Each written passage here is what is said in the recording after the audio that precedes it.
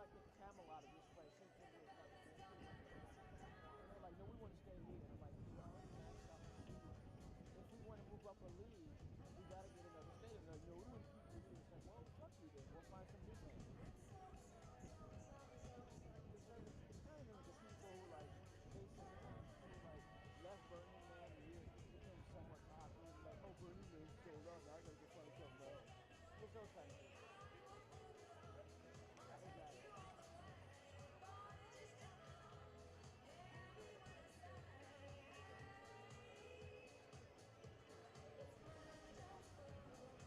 Yep.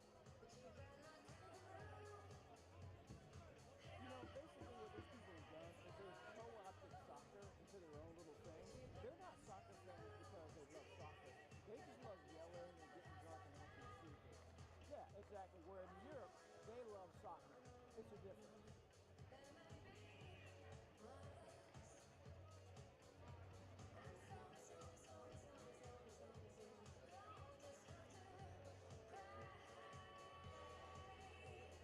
Oh, hell yeah. We were in a fucking toilet, dude.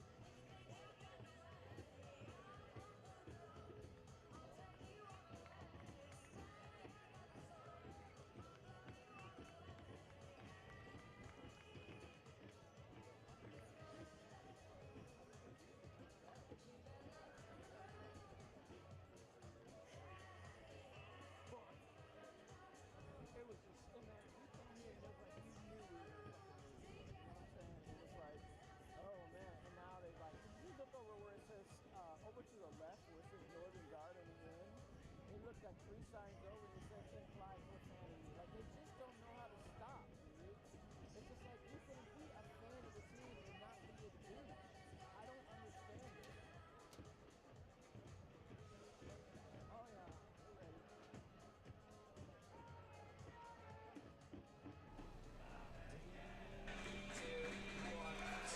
Hello and welcome in to Keyworth Stadium right outside of the beautiful Detroit, Michigan. You see the skyline right there for tonight's USL W League Central Conference semifinal between Detroit City FC and River Light FC.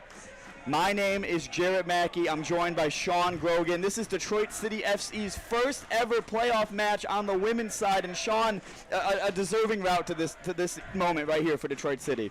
Well, yeah, anytime you finish the season undefeated, you deserve all the accolades you get. You deserve your playoff spot, but River Light on the other side also deserves their place. They had a fantastic first season, 8 wins out of 12, grabbed that wild card spot out of the Heartland Division.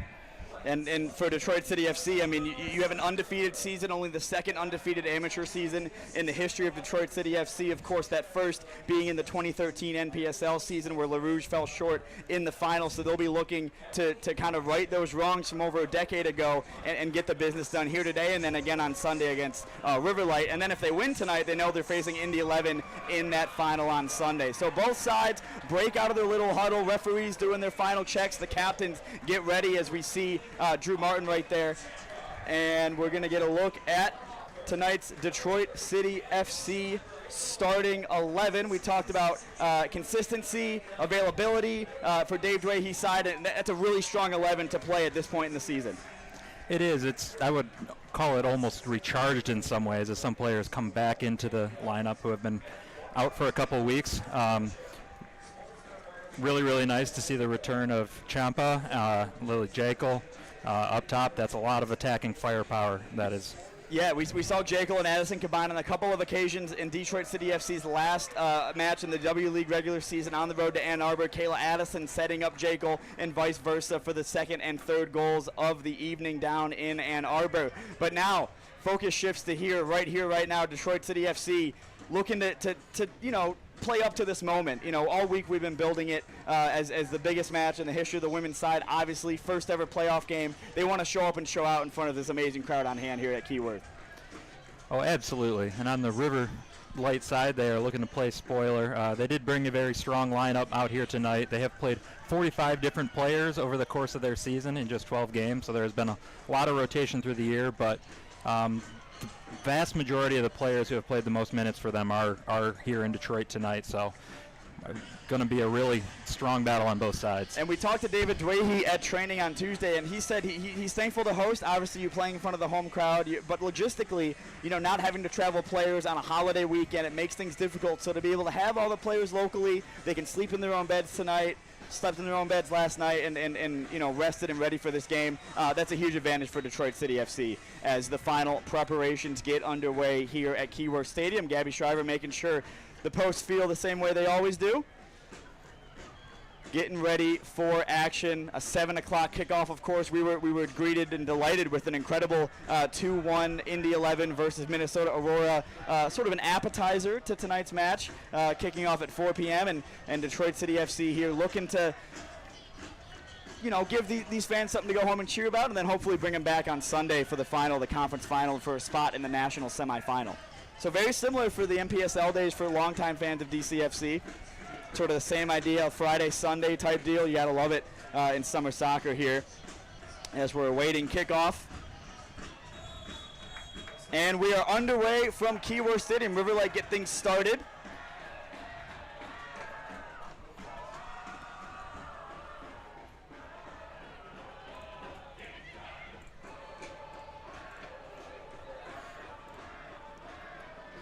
Early shot from River Light. Wide. That's not going to trouble Shriver at all.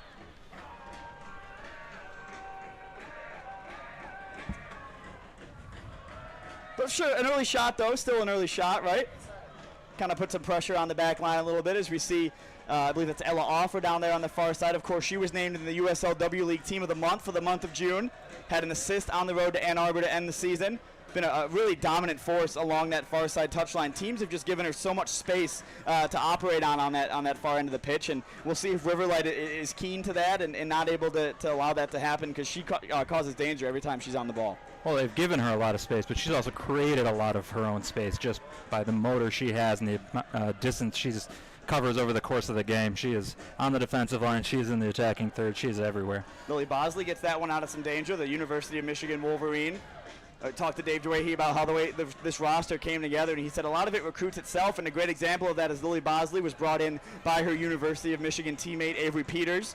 So to see her kind of work her way into the fold and the rest of these players come together based on word of mouth, positive experience on the team, and obviously the brand that Detroit City FC brings you as a player, obviously contributing to the success they've had this season. Maya Sulis loses out on a defensive battle there. Some work to do between Ella Offer and Sulis still, as Riverlight are doing well early on here to put some pressure on the DCFC back line. Offer plays that one forward, but it's cut out by the last second by Riverlight. Forward, coming a little bit deeper now. Ball played in the area. Maya Sulis does well to track it. Aubrey Trampa looking to get her first touch on the ball for Detroit City FC in a couple of weeks. Another one of those talented young players that have made an impact this season, but so talented to the point where they're wanted by nationals, by the different club teams they play for, and that limits their availability for the W League season. Luckily, they are available for this weekend, though. One of the better weekends to be available, as we see Tessa Fagerson. She's been putting early pressure on the Detroit City FC back line. Has Fagerson.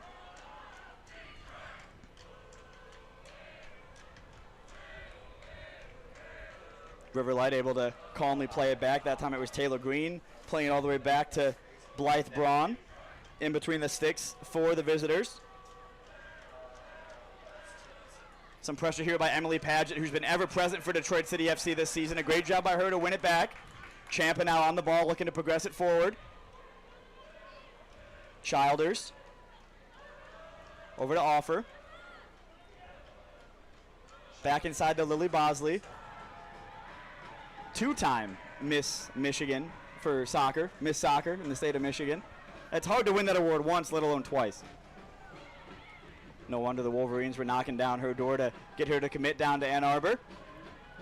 Riverlight here been pretty impressive early on. It's not often we see teams come to Keyworth and try to put it and play it against Detroit City FC. I think we talked about when Midwest United came here. They had the talent to do so, but just struggled to give the effort required to play at DCFC. But so far, Riverlight's doing a great job. So far, early in the game, the ball has been mostly in Detroit City's half. They've had a couple of uncharacteristic misplaced passes. Riverlight's doing really well to keep high pressure on the Detroit City back line, though. And interestingly enough, Detroit City FC assisted Riverlight in getting their spot in the playoffs when DCFC won on the road to Midwest United last Thursday. It knocked them out of wild card contention and gave the spot to Riverlight FC of the Heartland Division, finishing second to Minnesota Aurora in that division. So we'll see if Detroit City FC is going to regret that in about an hour and a half here, but I'm sure they're just happy to be in the playoffs. Kayla Addison back to goal. She's come on in a massive way for this squad in the second half of the season as Childers looks to play on Lily Bosley. Lily Bosley in the box, throws a right-footed strike at it, and Lily Bosley gives Detroit City FC the 1-0 lead just 5 minutes into their first ever playoff match. We'll see it again here. That's a wonderful ball across the field and a clinical finish from Bosley to get that on frame. That is difficult to do. It's bouncing. It's waist height. She managed to get her foot up and clear just over the goalkeeper's head. And Lily Bosley has had a couple of chances this season to give Detroit City FC the lead. The chances that she would have wanted back, and there's no better time to cash in those chances than right here, right now in the playoffs. She has mostly played as a defensive midfielder, but we have seen that she pops up in those attacking spaces throughout a lot of the games. She's got goals in her. And that is evident right there, and that will do for starters for Detroit City FC. 2 semifinals today, 2 very early goals from a team wearing red, as Riverlight looks to immediately get one back. And again, a scuffed shot from distance, but one that would have alarmed Shriver for a second maybe in that moment.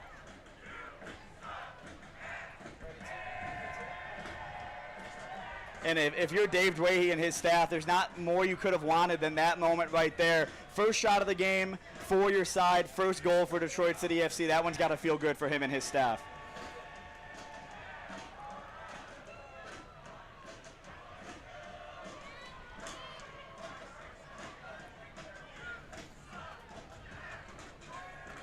Riverlight now having to press forward and get this game going, but you can already see that goal from Detroit City FC has given them their confidence. We mentioned a couple misplaced passes that are uncharacteristic for LaRouge, but getting a goal in that way in front of your home crowd, that'll give nothing but confidence to this squad.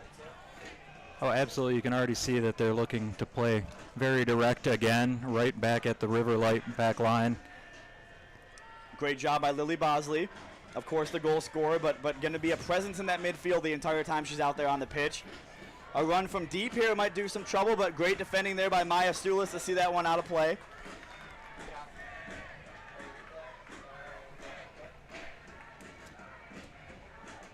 Maya Stulis has been incredible for Detroit City FC this season when she's been around. It's been really, Acadia Murphy's sort of been the mainstay in the back line once Avery Peters sort of fell out of the team a little bit due to other agreements that she had over the summer. But every time Maya Stulis has stepped in, she's looked great as Kayla Addison wins a physical battle on the near side touchline. Jaco running onto it. And a great job there by Braun, and it had to be because Lily Jaco was breathing down her neck. That could have been 2-0 Detroit City. When you come out like that, you absolutely have to get it right. You cannot miss the ball, but she did. Bosley wins it back now, plays in Kayla Addison. I don't think Kayla Addison was expecting that one as it kind of skips off the turf, skips off of her shin, and it will go the way of Riverlight.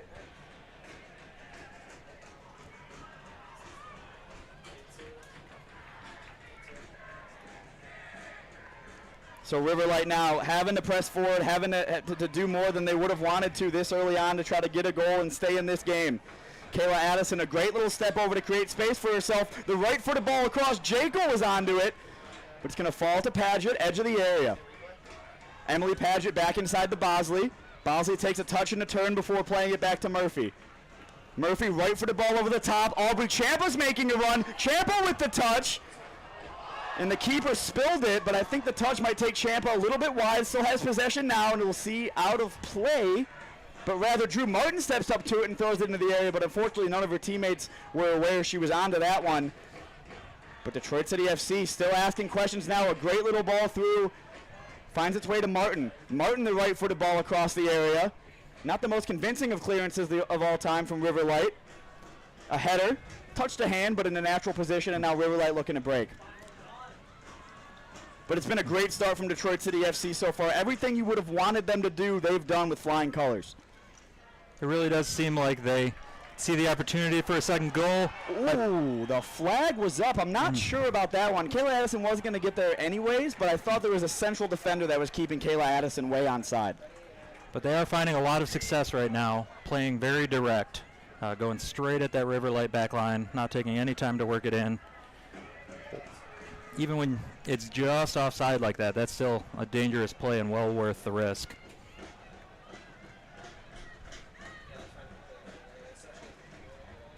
That one's played forward. Acadia Murphy's going to have some defending to do, but it's Gabby Shriver who's off of her line. And that, in the same move, Gabby Shriver caught that ball and was already rolling it somehow. So a really impressive move there by Shriver.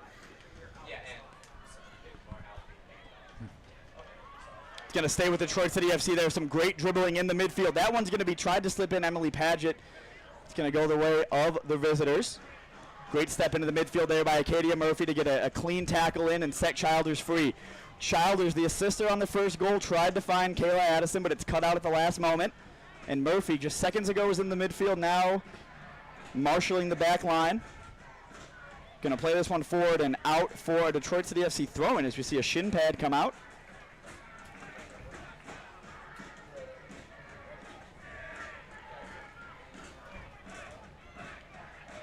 Acadia Murphy has been excellent for Detroit City FC this season. One of those players that was here in 2022, was not here in 2023, and then in 22 she was more of a bit part player, but has really grown into the role of center back and has taken that role firmly within this squad. Certainly, she's been a huge part of the squad this year. Referee, sort of a delayed whistle right there, which I found interesting. I'm not mad about it, but the play was already, Detroit City FC was kind of beginning play already, but nonetheless, little breather for LaRouge here. But so far, it's been a really intense game between the two sides.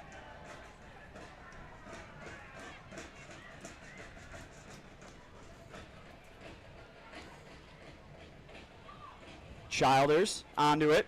Tried to slip in Champa. It's going to be poked out and looks like all the way out of bounds, but it kept in at the last second by Duray. Played amongst the back line here from Riverlight. They're a team that you can tell right now they're sort of lacking confidence. They haven't had a chance to really get a foothold in this game, and they're going to need to get one as time continues to tick by. A great bit of defensive work there on the far side touchline, but it'll stay with the visitors. I thought so anyways. The referee, yeah, okay. There's a multi-ball situation that caught us off guard up here.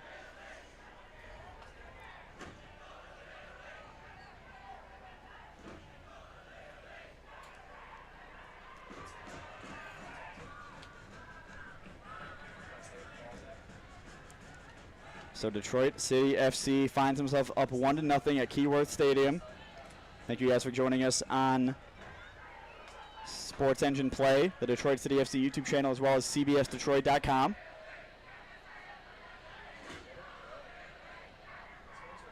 Riverlight, some clever step overs here. That one's going to be played into the area. Kind of just flashes across the face of goal. If anyone needed to be to it, it would have been Drew Martin, but she sees it out of play for a Gabby Shriver goal kick. So we take a look at Olivia Duray there, looking to get more involved in this game as it continues. It was a great run there by Maya Nugent. Right for the ball in and just kind of went over everybody. But still, into that little pocket right in front of the goalkeeper is pretty dangerous for teams, when they have to exploit it. Doherty now playing it into some space forward, top of the box. Mackenzie Anthony, Michigan State Spartan. Forced out wide, but recycled to the fullback. Kate Childers has some defending to do here. That one's played across the area. Great header there by Drew Martin out of the way. Martin headed it to her Western Michigan University teammate, Emily Paget. Champa now some defending top of the box. Forced all the way out wide. Ella Offer's going to head over to cover. Champa, great interception by Champa, and she has room to run forward here on that far side touchline. Aubrey Champa plays in Lily Jekyll. Jekyll had her back to goal, and the referee's going to blow that one for the foul. But you saw what was wanted there from Champa. She wanted that 1-2 to create space for Kayla Addison further up the pitch. Absolutely. She wanted to keep going herself. We get another look at the foul. Yeah, she just clipped the back of her legs, sent Jekyll to the floor. That one's going to be played forward. Kayla Addison's in some space at the top of the area. Flicked on header, but Lily Jekyll's run was a little bit too delayed for her to get there. Kayla Addison's always going to win that physical battle. We saw her in the PASL in the winter season for Detroit City FC. Just every single game, it seemed like she would just blow past defenders, not only with the strength that she has, but just technically. She's so good at those little dribbles to beat the defenders in a one-on-one situation. Especially on the turn, the quickness with which she can go from having her back to goal to through on goal is pretty impressive. I don't even know how you defend it. I don't even, like, if you're a center back, I don't even know what you're supposed to do about that.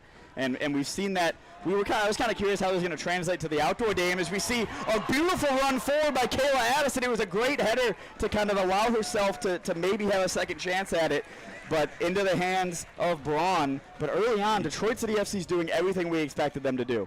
You really feel like the players collectively feel that their best chance of success right now is playing direct over into Kayla Addison and either having her lay a ball off for one of her teammates coming in behind, or like that one, trying to just make the run in behind herself. Muscle forward, yeah.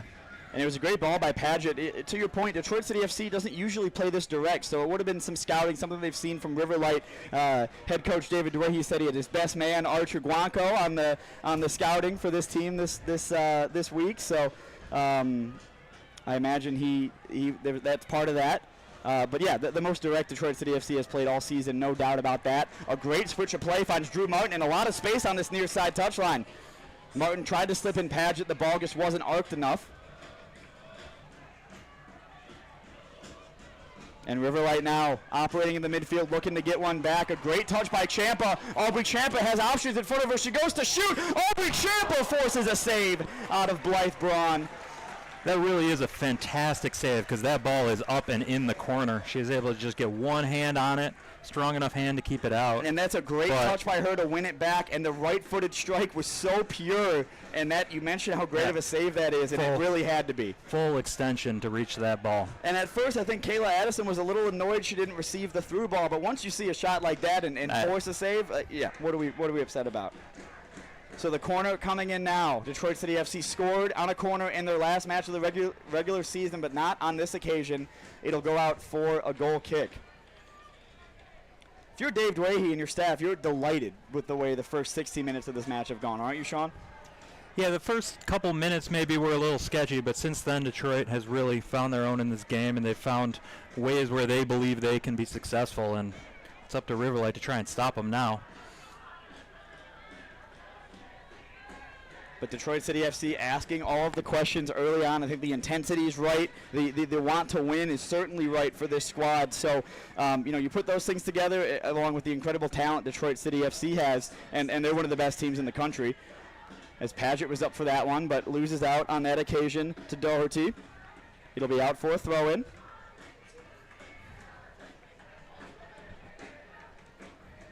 Just take a look at Devin Lynch right there. This Riverlight squad, of course, incredibly talented, but you mentioned 45 different players playing minutes for them this season. So it's more about who they bring and who's available, but you know that everyone that's going to be available and everyone that's going to be a part of the squad is going to be talented. Very similar situation on Detroit's side. I don't think they've used quite 45 players, but they certainly have seen quite a number as the season has worn on. And that's been the difference this season when talking to Dave Dwyer, is the depth that this squad has this year is just leaps and bounds ahead of what it was in previous years. We saw last year Detroit City FC playing some pretty crucial matches late in the season, but they just didn't have the depth to get over the finish line to make the playoffs. Kayla Addison in a conversation with the referee there, pleading her case.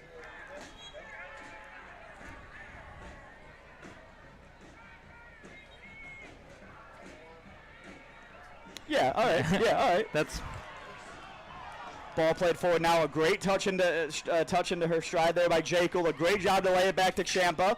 Champa on the turn finds the goal scorer Bosley. Bosley kind of just tries to shift it forward through her feet and into the feet of Emily Paget. But it's gonna go the way of Riverlight, who really after 18 minutes need to do something here to take some of the sting out of the way that Detroit City FC is playing. Lynch now back inside to DeRay. Garay's going to get it all the way across. Ella Offer has some defending to do on that far side. A great touch inside, trying to get around Offer. Ooh, that one's going to come in. Into the board. Good to see Offer get right back up. I'm sure Fort Pontchartrain is going to be happy that their banner didn't get a hole through the middle of it. They will be happy for the screen time, though. Oh, of course, all these away teams staying at the Fort Pontchartrain Hotel, the official hotel provider of Detroit City FC. So not only screen time, they're getting rooms booked up. They're doing it all here this weekend. That ball's going to be played for Lily Jekyll making a run. Jekyll puts her foot in between the defender and the ball. She's going to win it. Lays it off for Addison. Addison tried to force it through some traffic over to, I believe that was Paget on that far side. Unable to get it all the way through, though, with a good screen there. Not really communicating with who's going to defend that one. It was between Sulis and Martin. Top of the area. That one's going to come in, but calmly into the hands of Shriver, who really makes her first save of the night.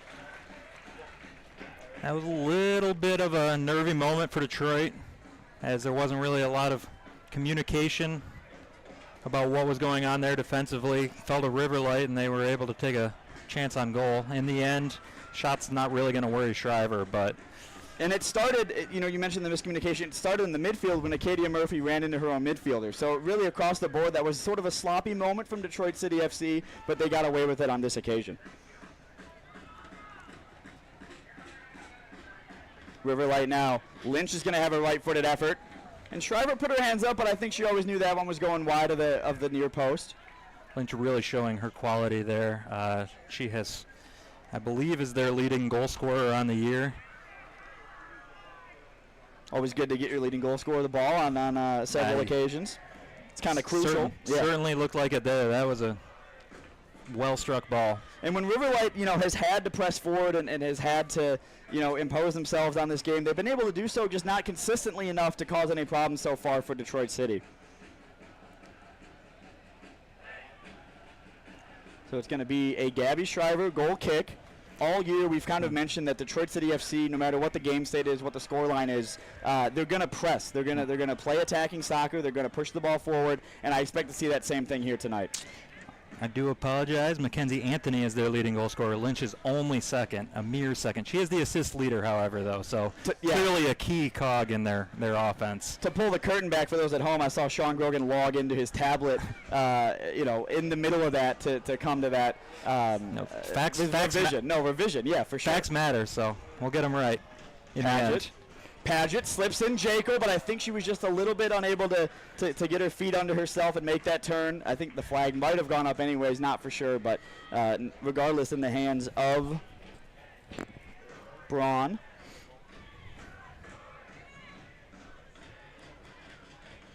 Family side of Keyworth Stadium absolutely packed here for today's Central Conference semifinal, stretching all the way down the length of the pitch. Good turn in the midfield by Mackenzie Anthony. Anthony lays it off. Attempted a pretty good, clever triangle there to get Fagerson involved. It'll be with Detroit City FC. 22 minutes into this contest. Murphy did some good defending on that near side touchline and saw it out for a throw-in. And all the way back to Shriver.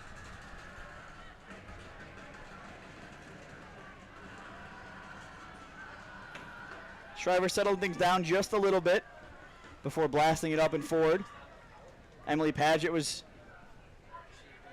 doing some defensive midfield work right there. Of course, last year we saw Paget more of a winger role, and this year she's kind of dropped a little bit deeper, to fill the needs of Dave Dway and his staff. So it's been a year where him and his staff have had players that can play in multiple positions, and that's got to be so valuable as a head coach.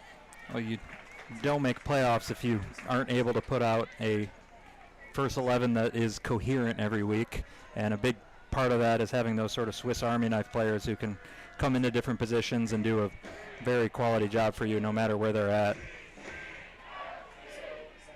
Good job by Champa, just unable to connect that pass to Ella Offer, but then does well to win the ball back as there's both players on the ground there, but Detroit City FC comes back with it. The Suns coming out here at Keyworth. Kayla Addison tries to get through the traffic, but unable to do so. It's going to go back to Riverlight through Lynch. Lynch over to Doherty. One back by Lily Bosley, the goal scorer. Bosley tries to slip in Jekyll. It's going to go over everybody and back into the hands of Braun. But every time Bosley's on the ball, like she's seconds away from doing something magical, as we saw with the goal, early on in this match.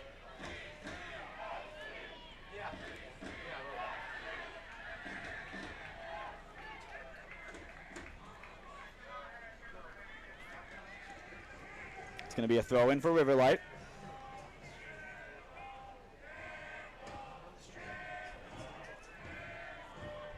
I believe they're chanting air ball. I don't know what the connotations of that are. I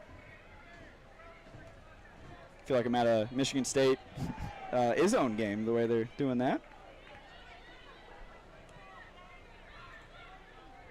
Played forward by Riverlight. Back into the midfield. A ton of space to operate in sort of that deeper midfield position. Lynch now on the ball. A good slip in from Lynch, but it's going to be put out for a Riverlight corner. So we'll see what they're able to do from this set play position. It's a really nice sequence from Duray there. Just a clever little ball, yeah. It was a good run, too. The run started so deep that to get picked up like that is pretty impressive. Started her run very deep, laid off the ball, and then just continued her run and ended up earning the corner for her team. Played to that near post, incredibly at the near post. No one got to it except for Acadia Murphy right at the end of it. Played back into the space. Shriver's going to be off her line to get up for that one. And, Shriver, one of the more experienced players on this team, one of the more veteran players on this team. And in almost every match, she proves it with a move like that.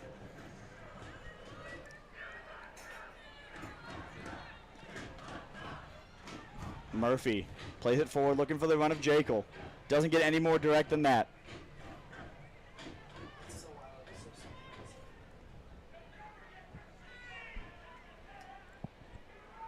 Riverlight now, they've grown into this game these last couple minutes. They've been asking questions going forward and keeping Detroit City FC at bay. Ever really since that Champa shot that forced an incredible save out of Braun, they've been, I wouldn't say the better team, but it's been more even. It's been on a knife's edge since then. Childers, good job, but it bounces off Bosley. And now Riverlight looking to break forward. Maya Sulis does well to get over to it and sees it out of play for a Gabby Shriver goal kick.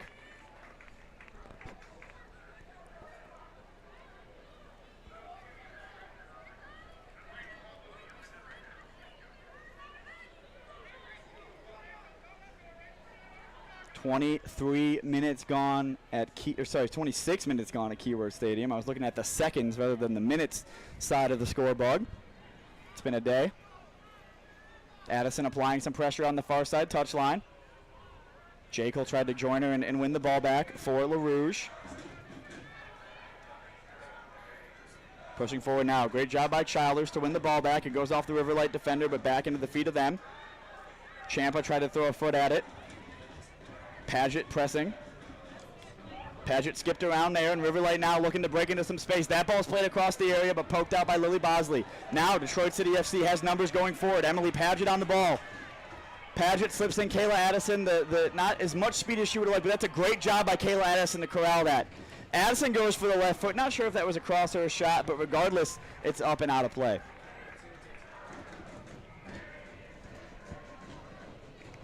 Addison was in a good spot, wide on the line there. Ball just slightly behind her. She had to pause her run to gather the ball, and at that point, the real threat of the opportunity had disappeared. She was forced to take a shot from wide. Just not enough on it.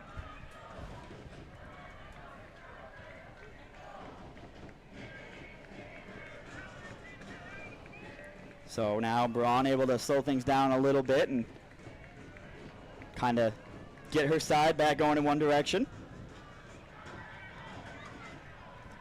Addison tried to slip it through the legs there. Offer thought about getting a touch, but it's going to stay with Detroit City FC, so smartly sees it go out of play. Thrown down the line. Kayla Addison up for the header, but that created the space for Offer if she would have slipped in and ran behind and realized that.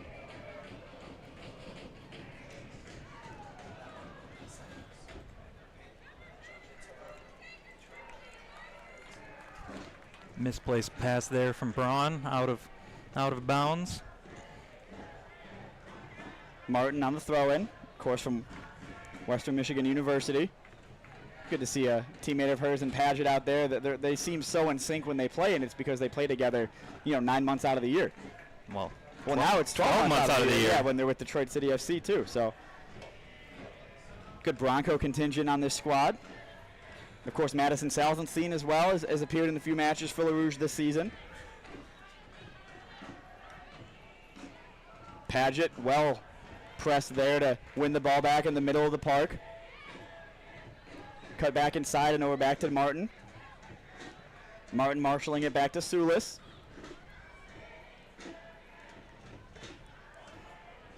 Addison tried to slip in Bosley, who was making a run, but unable to corral it first time. But she's applying the pressure onto the back line now. Having a stretch on that occasion was Daugherty to see off the press of Jekyll. Chiampa now stepping up into a pressing position.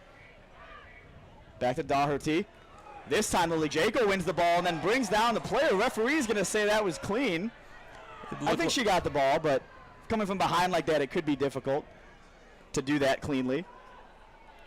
Bosley to Champa, who now has to be guarded incredibly tight when in this position. We saw the shot that she was able to muster, and that one's going to be called, which is exactly what we just saw against Jekyll, but we got a view of the first incident. She got a touch on the ball, I think, but that's through the back of the legs. That probably could have been called. I do think the call on the other side against Detroit City was also a fair call for pretty much the same thing. I think it's a fair call if the first one is called too, but I think they're very similar moments for sure. And you say you wouldn't be shocked if the referee called it. They called it there, and that's the flow of the game sometimes. Good step in by Offer, but she loses possession of it. It's going to have to be Maya Sulis that goes out wide to cover for that. We've seen Ella Offer at times play as a more natural center back in this system this year, so she's not too uncomfortable when having to come centrally and do some defending in the box. So Detroit City FC ahead after the 5th-minute goal from Lily Bosley. And since then, it's been an even match with Detroit City FC maybe asking a couple more questions, but at these last 10, 15 minutes or so, Riverlight has grown into this game well. They drove up today from Aurora, Illinois, so you wonder if that has something to do with it. As Kayla Addison looks up, finds Jekyll, who's making a run. Jekyll kind of lost it in the sky and then loses her footing going to ground. Good to see her get back up.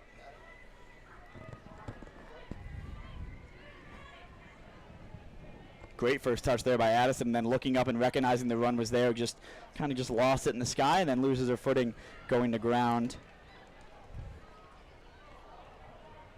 Bosley tried to slip it in for Chiampa, but it wasn't the most convincing of a pass, and just unable to be fully corralled by Detroit City FC.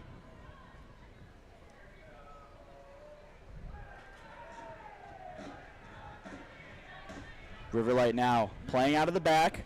Their back line a little bit higher than what we've seen so far. I feel like they feel like they're aware of the momentum that they're currently having and they want to make something of it. Played into the area. Acadia Murphy, some defending to do. The right-footed shot's going to come in. Goes off of, I believe that was Maya Sulis, who did a good job to tuck her hand sort of inside of her body there to not ask any questions of it. Shriver's going to have to get up for this one and just poke it away. That would have been more dangerous than Shriver would have liked. The referee signaled for a touch. I didn't think we need a signal for that one, but it'll be out for a corner. That looked like it was going to slide in just beneath the crossbar if she did not get that touch on it. And yeah, you see that Shriver got up for it when she needed to. And yeah, luckily sees that one out of play for a corner for Detroit City FC. Corner whipped in, the right-footed attempt up and over, and that was a much different corner than the first one that we saw, which was played sort of a rocket on the ground to the near post. That one was popped up and into the mixer, and both were similar results.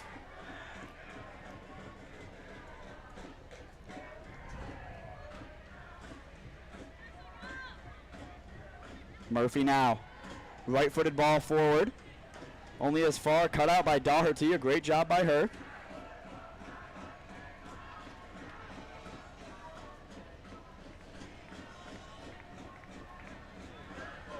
That one's played forward. Takes a flick off of Sulis. And already all the way back to Murphy. So we see the train coming by at Keyworth. I swear, every game we do, I feel like a train. I don't know if we're paying these train conductors or if it's just a busy time for freight in the freight industry. So who knows? There was one during the earlier game today also. Yeah. Which kind of goes against the do we pay them theory, because Detroit City FC wasn't playing. But a great job by Addison. I tried to almost nutmeg the referee right there, but a great step forward by Bosley. Bosley looks up, has Jekyll. Lily Jekyll takes a touch. The right-footed strike gets past the keeper, but it's tucked inside to the near post, and it could have been 2-0 Detroit City in the blink of an eye right there. A great job by Bosley. Was the goal scorer on the first, nearly played a sister on this occasion. That's a wonderful ball, slipped in there to Jekyll. First touch, did well to get it going the correct direction. Unfortunately, skips a little bit far for her, and she's not able to get anything on it by the time the keeper gets out. And it was a great job by the keeper as well to come out and make that angle tighter than it needed to be to put Jekyll off of her balance. If she lets Jekyll catch up to that ball, it's in the back of the net. Yeah, Jekyll, a lethal finisher in front of goal in one-on-one. She scored, of course, against Ann Arbor on the road on Sunday in a similar one-on-one situation after a great ball over the top from Ella Offer. So if she's one-on-one, it's going to be dangerous if you're a goalkeeper. So good job by Braun to come out and extinguish that flame when she could.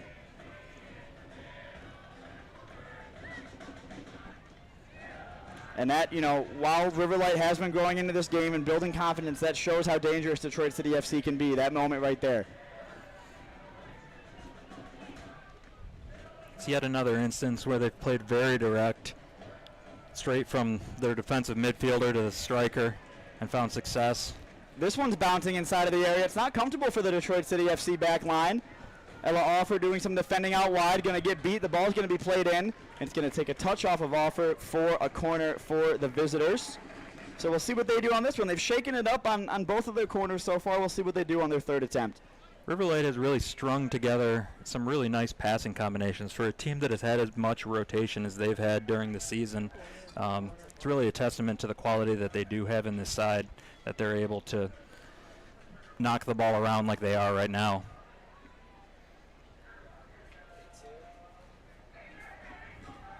So we'll see the corner come in from that far side. Whipped all the way in. It looks like a good delivery. It's going to be up for the header. Eventually cleared away by Detroit City FC, but that's the closest Riverlight has come on a corner, so they're slowly building that familiarity on corners. That one's going to come in. It's a right-footed effort from Nugent, but it's up and over, out of play.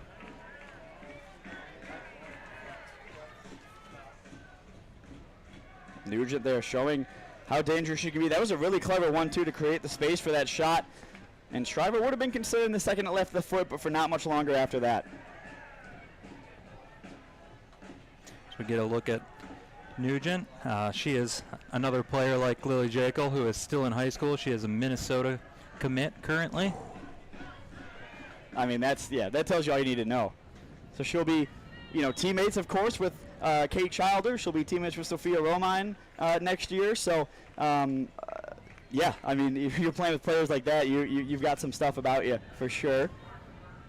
Great touch inside there by Martin. Beats the defender. Champa now looking to dribble through the same traffic that her teammate just did, but it's going to go the way of Riverlight through Nugent. Nugent gets it back and then played to this near-sided Doherty. A great turn by Doherty, just kind of shoulders off the pressure of Champa.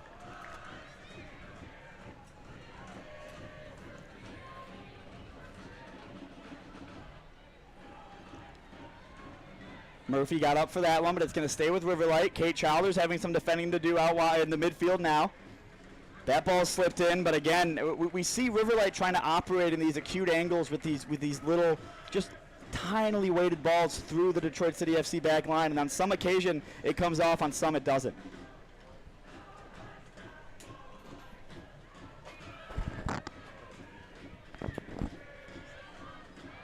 Champa now. Every time Champa receives the ball, I feel like she's in between two players, so that's good defending and good marking by Riverlight, knowing the danger that she possesses. And she did a great job showing that danger to them with that shot she had from about 25 yards out about 15 or 20 minutes ago. But this first half has flown by at Keyworth Stadium, Sean. 38.5 minutes in. Already? I know. What's Detroit City FC done well so far to be up 1-0? Well, they've really been the most successful when they've gone direct at Riverlight. They've generated a number of opportunities by doing that.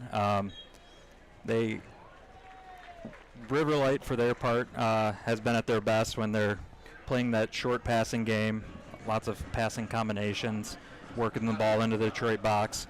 They have had opportunities, just nothing so clear-cut. And they've been a lot of half chances from Riverlight, and to that end, Detroit City FC has had a few half chances as well since the goal, since going ahead. And they've come from moments like this where Jaco and Champa are able to team up and win the ball back. But now Lily Jaco, I think she was caught in between two minds right there as Childers gets back onto it, and then Detroit City FC just unable to slow things down and keep the ball on the ground and create chances. So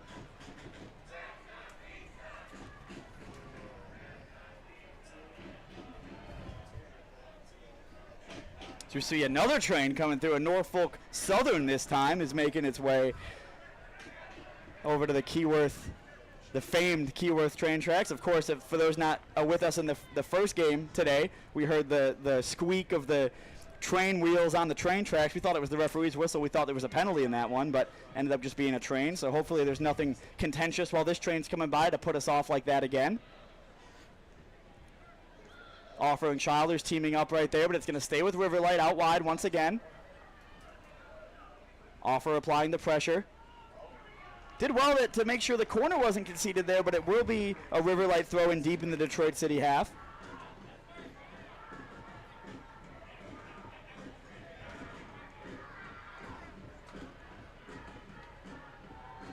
We're seeing a lot of teams put a lot more emphasis on throw-ins. They are set pieces, but they're not familiar set pieces like you would associate as a free kick and there we see the train whistle going. Oh, that guy's on the front of the train. That's sick. Oh, that guy doesn't even know. If that guy knew about the USLW League, which I hope he does, that's a great advertisement for it right there. What's that guy even doing on the front of the train? Like, does he have a role? I have no idea, but I'm going to go home and Google. Is Riverlighter into some space here, but again, the shot was scuffed. I think it might have been just, it fell to her. If we were shocked by it, I think she might have been shocked by it. It was a great turnover there from Riverlight, a great cut inside there, and it needed to be by Schmeiser. And then played in on that occasion was Chiarelli, and just couldn't fully get the shot off, and it remains 1-0 at Keyworth Stadium. But again, a worry and a sign that Riverlight can be dangerous when they need to be. So Detroit City FC just has to wake up in a couple moments here in this first half.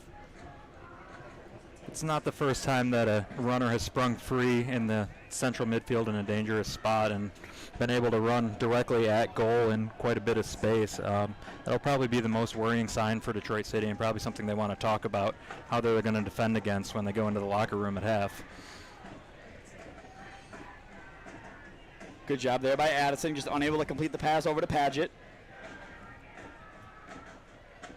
And it's been a really good resurgence by Addison. There was a couple games early in the season where she wasn't selected, maybe just wasn't a right fit for the game that was being played or what have you. But so to see her come back into the squad, put these chances away late in the season in crucial matches, it's been great to watch for really a fan favorite for someone that's been around since the inception of this women's team.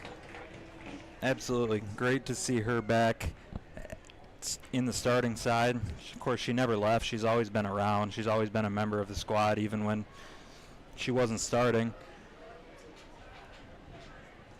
Addison there trying to apply some pressure, but it's going to go back to Riverlight. She offers a very different skill set than some of the other attackers that Detroit City has, and in many ways they complement each other. And she's surrounded by these younger players. Kayla Addison is by no means old, but when you're playing with 15-year-olds, 16-year-olds, 17-year-olds, like, not only does she have qualities that they can't offer, the experience, the know-how, the veteran status in this team, she offers so much both on and off the field for this squad. A coach herself, so she'll know how to relay messages to her teammates as well. So just a huge part of this Detroit City FC culture is Kayla Addison. A great ball through the legs there by Martin. Bosley tried to replicate the same thing. Martin's going to go in again, but a good job by Daugherty, and Kate Childers right there to cut that one out. Any danger? going the other way.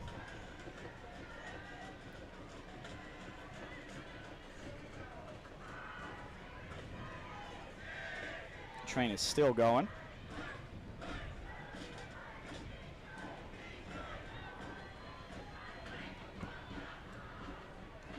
River Light now, outside of the 18, a clever cutback, but Childers was there.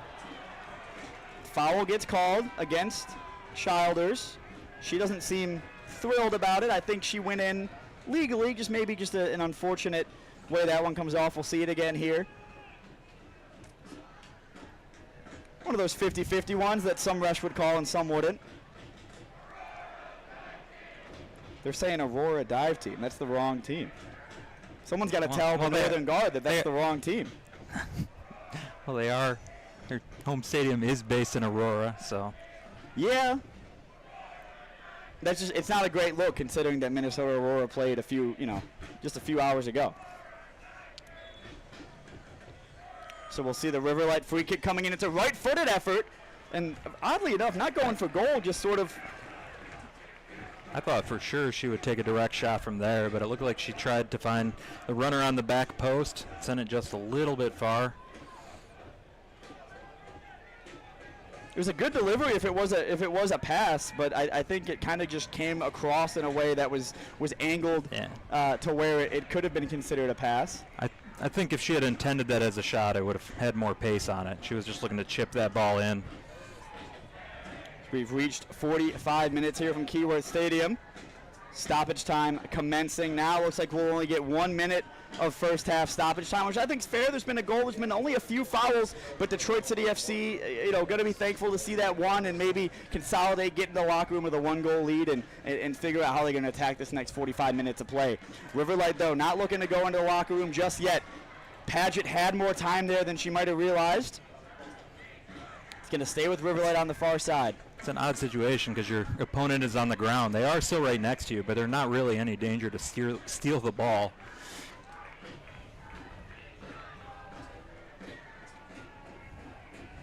Ella Offer been heavily involved, like we said earlier, part of the USL W League Team of the Month for the month of June.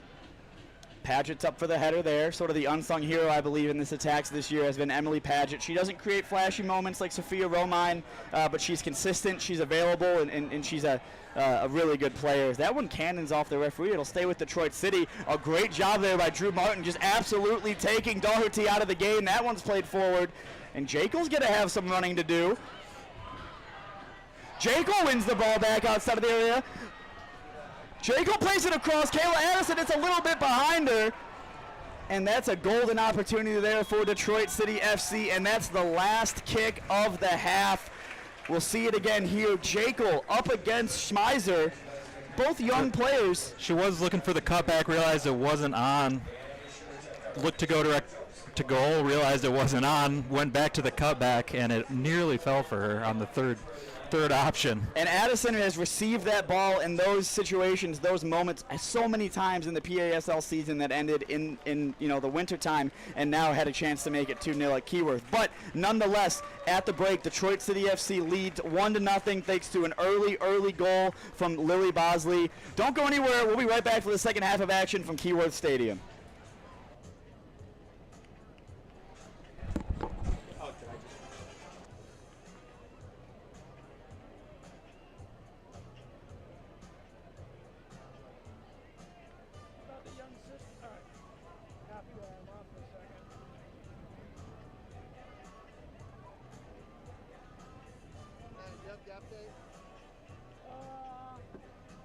Yeah, they're in the bag behind you.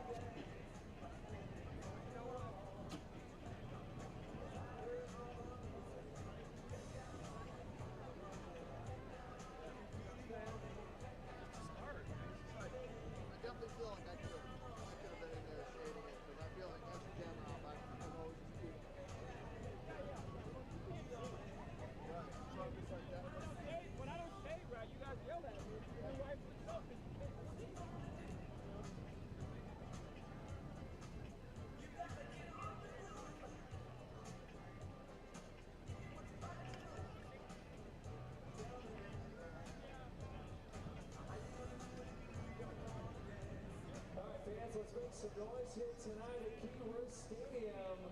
Friends and family, it's time for our Detroit City FC Chicken Relay Race. 2 teams of 3 contestants will battle out in a 3-part relay race to be crowned the first ever Chicken Relay Race winner. Contestants, you'll begin on the count of 3, and when you hear that music, get ready. 1, 2, 3.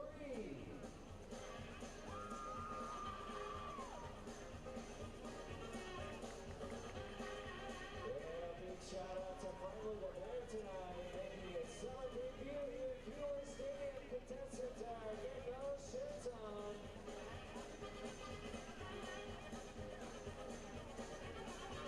A steady pace here tonight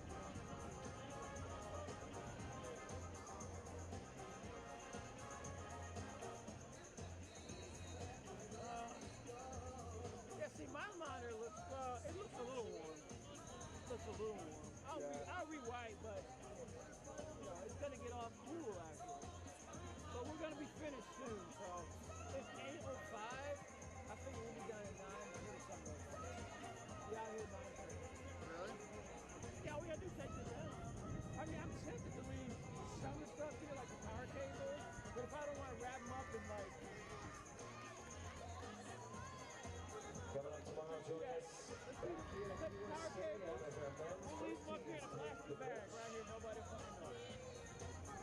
In black alternate kits against Tampa Bay. Nobody comes up here. Be one of the first 500 fans in the games tomorrow, July 6th, to receive a canvas tote courtesy of Metro Detroit Studios. Come on out tomorrow. The gates open at 5:30 p.m. Tickets are available right now online at cityfc.com/tickets. Trustworthy enough to leave stuff in here. Don't get me started on that. I said we should have done that a long time ago, make this like a bot. But other people use this. It's not just ours. City Hamtramck. Oh shit.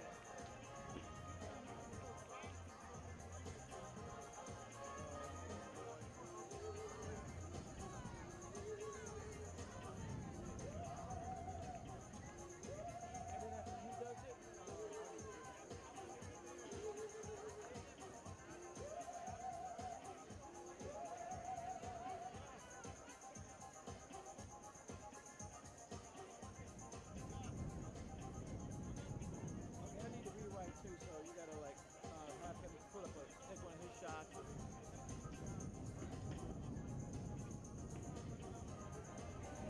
All right, too hot. All right, hold on.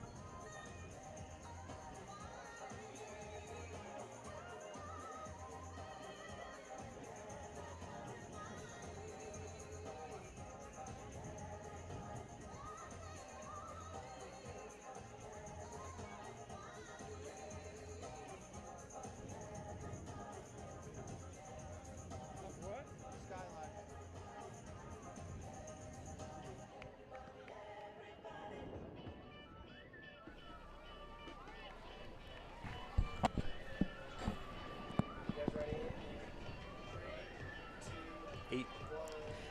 Hello and welcome back to Keyworth Stadium for the second half of tonight's USL W League Central Conference semifinal. Detroit City FC currently looking good, up 1-0 against the visitors River Light FC, as we take a look once again at the Detroit Skyline Hamtramck Keyworth Stadium just outside of Detroit. A beautiful evening in the 3-1-3, and Detroit City FC up with some beautiful plays, some beautiful moments, find themselves in the lead here at Keyworth in front of a home crowd in the playoffs. It was Lily Bosley who started the scoring for Detroit City FC, scoring the first ever goal in women's playoff history for Les Rouges. We'll see it again here. There's a great ball over the top by Childers. Found Bosley, just kind of swung a leg at it, and Blythe Braun wanted that one back. You can see the frustration from her to not keep that one out, but that'll do for Detroit City, who find themselves up ahead after 45 minutes of play. We have had two subs at half for the visiting River Light. Even Shakora, number 9, enters the match, as well as Danielle Fieldstead. And it was Callie Chiarelli, number 18, and Tessa Fagerson, who have exited the field. So Fagerson makes way for this second half. Of course, Detroit City FC, they're going to be the happier of the two sides with the goal, with the way they've been playing. But that's not to discount what River Light did in that first 45 minutes of play. A really competitive match thus far. As we see Bosley, the goal scorer, talking with Emily Paget. Childers in the mix as well. Kayla Addison looks like she'll get things started in the second half for Detroit City FC. Now attacking the end of the suites once the field flipped, and Dave Dewey and his staff have to be delighted with the way that they've started this match. But Sean, what do you think they would have changed or talked about changing in the second half? They have allowed River Light to have a number of passing combinations, especially through the center midfield, right at the top of the box, that I think they will really want to crack down on. It's been most of River Light's best opportunities have come off that sort of movement. Getting things underway is Detroit City FC looking to do what they did in the first half. I mentioned all season we haven't seen Detroit City FC change the way they play based on game state. I expect to see something similar here tonight. Maya Sulis playing it into Paget. Paget's going to slip it back over inside to Offer. Offer was looking for the run of Kayla Addison. It's going to be up and out of play for a Detroit City FC throw-in. Appreciate everyone joining us here on the Detroit City FC YouTube channel, Sports Engine Play, as well as the CBSDetroit.com website. .com and website's a little bit redundant if you ask me, but I'm the one who said it. Throw in now coming, and now in the shade for Detroit City FC. Riverlight looking to take advantage and play those little triangle, those 1-2 passes in the middle of the park. Open up space further down the field for their attackers. That one's played forward, not really confidently figured out, but eventually Shriver, I don't think she yelled to Martin that she was there because Martin didn't seem too aware about it, but nonetheless Shriver comes up to claim it. And all season we've seen Shriver, you know, when she's not being pressed with the ball at her feet, she hasn't picked it up because why would you, right? You're not being pressed. You're the goalkeeper. You can take your time. So we'll see, A, if Riverlight presses her when she has the ball to her feet, and B, if they do, and if she does, when she picks it up and how much time she takes off when they're not being pressed. Ella Offer there losing out on the physical battle to Lynch, but wins it back technically, gets back to her feet. No whistle from the official. You haven't lost the battle if you never give up. That's a great line. You got to put that on a T-shirt. That one's going to go out of play. Good pressure there by Lily Jekyll to earn the throw in for Detroit City FC.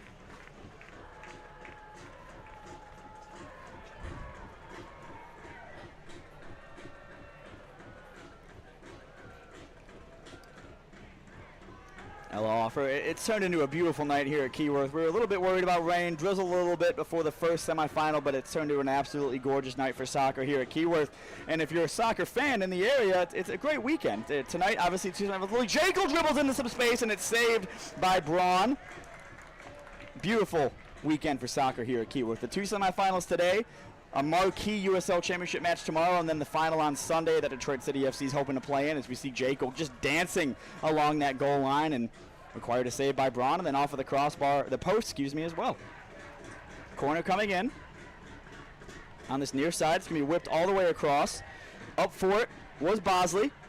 Tried to settle things down, unable to get to it. That one's going to be pushed out and out of play for another corner for LaRouge. Bosley a little bit worse for wear there. I think just went to ground hard on that occasion. We'll see it again here. Good job to stay in the physical battle there, and then eventually just kicked off of it. Nothing malicious, but looks like she's holding her tailbone. Just fell down a little hard, but it's certainly not a penalty. Nothing Riverlight did wrong there. No. The only thing that they would have seen them doing wrong for that episode is giving up the corner. So it'll be another one for LaRouge, this time from the far side. It was Feldstead that saw it out of play. This one's coming in. It's served to the back post. Murphy's there for it. Throws a thigh at it. Sulis was up for it. Childer's still pressing the ball. Might stay with Detroit City FC through Champa. Champa threw her left foot at it. Martin gets up to it. Good job by Martin. A heads-up play to get onto the ball before it bounced to the defender, but it could be some danger here for LaRouge. But blasted forward and out of the danger area by, I believe that was Ella Offer, who's coming over to this near side.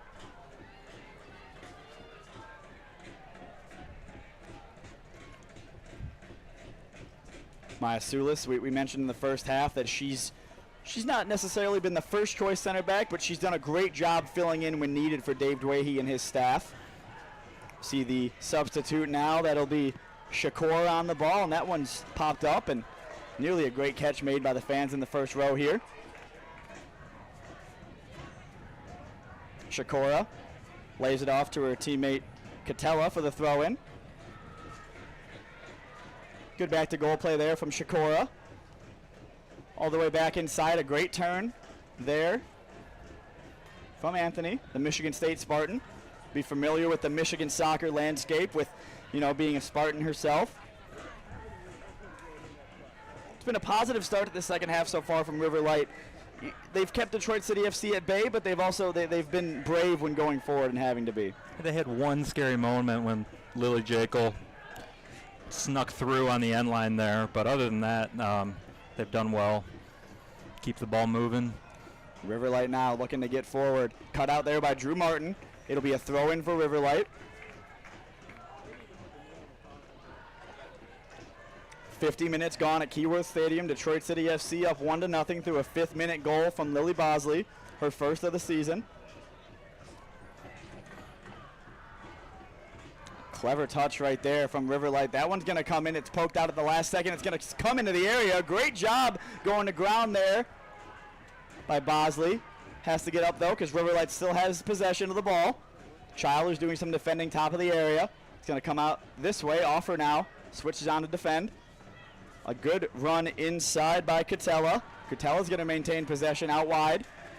Just kind of lost it at her feet there, and it'll be a Detroit City FC throw. And she'll be disappointed by that, but that looked like a fatigue moment right there out of Catella. She kind of just lost it at her feet and then had to watch it skip out of play. I wonder if she gave up on it because she thought the first line was out of bounds. I think she could have gotten to it. Possible. We did see a moment in the first game of the day where there was a mistake on which line was being used for the game, a foul throw. Great job here by Champa to get to it. She's going to be muscled off the ball, and it will stay with Detroit City FC. Detroit City FC's bench, Nate Northup, who's kind of been the vocal one on the bench this season, is pleading his case for a foul there. We're not really seeing Detroit City FC win too many fouls in this match for similar things that Riverlight has done, but nothing egregious, just 50-50s that haven't gone the way of LaRouge.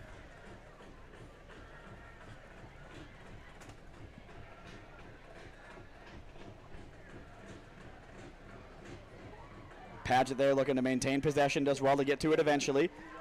Emily Paget in some space out wide.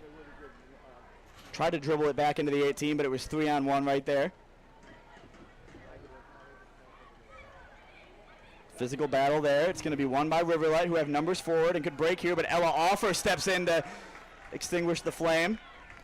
Childers plays it all the way back out wide to Martin, who was a little bit more narrow than we've seen her so far this evening. DeRay had her head up on that last one and was really looking for the ball, but she forgot about the defender who was closing in. Martin tried to slip in Addison. It might fall to Jekyll, though. Great control there by Lily Jekyll. A great turn there by Lily Jekyll as well. Stops on a dime, cuts it back over to her right foot, tried to play that one in and wins the corner. We say it every time she's on the pitch for Detroit City FC. One of the most talented players that has ever worn the crest, or in tonight's case, the word mark, and one of the youngest to ever do it as well. Every time she's on the pitch, she's worth the price of admission. A national level talent, Lily Jekyll is. So enjoy it while you can, folks. Did win an award as the National Player of the Year in her age group last year. That one comes in. It's a header. It might be some difficulty here. It eventually slips out, but then back into the hands of Braun. She looks relieved by that. Maybe a slight worry there. It was a good delivery. It was Bosley up for it, just couldn't really head it down. Ended up heading it higher than she would have wanted, and then, yeah, the relief from Braun right there is well understood. That was a difficult one to get up and corral. Jekyll might get on the end of this one. Ooh. Good TV time for Schrodex right there. Yeah, Schrodex. Quality Polish food. Again, a situation there where there's no hole in the banner. Everything's great. Just did well. That banner held up well, I will say. That was great. That was great stuff by the banner. Not skimping on materials from the banner company there. No. That one's going to fall in some space. Kayla Addison in front of goal. It's a last-ditch defending there from Riverlight, and it really needed to be. It was a chance that kind of came from nothing, but eventually cleared out of play for a Detroit City FC corner. And that little move right there, Kayla Addison did so many times in the indoor PASL season, so to do it, it's like second nature for her. So another corner for Detroit City FC. Can they create something from this one? It'll be swung in from the near side over everybody, including Acadia Murphy, who was up for the header. Maya Sulis going out wide to do some defending. Drew Martin, one of the two back for LaRouge. Takes a touch inside before playing it down the line. It's poked away. Martin has some defending to do once again. Childers applying the pressure. It's going to be Bosley shifting outside. Champa. It's progressed by Riverlight. But one back by Champa, and Champa has space and time to run forward. Aubrey Champa takes a touch inside. She loses it out at her feet. Tried to find Kayla Addison or Jekyll. Instead finds the turf, and it's turned over to Riverlight, who look to break forward now through the feet of Lynch. Lynch is going to play in Anthony, who's in an onside position. Anthony dribbling into the area. Great defending there in the middle from Drew Martin. It really needed to be, because it's about the most dangerous position Riverlight's been in all night. Well, that was a very dangerous attacking chance. Half the stadium at least thought she was offside, but there was a defender on the far side I believe it was Drew Martin who ended up making the saving tackle in the end, who just kept her onside. Created a very dangerous chance for Riverlight, but And that corner's going to come in. It kind of goes over everybody. It's one at the back post. Shriver's up to it and gets hands on it and makes the save. And you talk about it was impressive that Drew Martin was there to make the tackle, considering the fact that she's playing on the far side. So come all the way across and make a last-ditch effort to keep Riverlight out of the goal. That'll be a really pleasing sign for Dwayne and his staff. Kind of into a golden hour here at Keyworth. Getting some absolutely incredible shots from our cameramen up top. Really appreciate the work they've done all day, as well as those switching the game and producing it here in the press box with us. Giving you guys a great show to watch at home. A lot of Polish food discourse going on in the YouTube chat right now.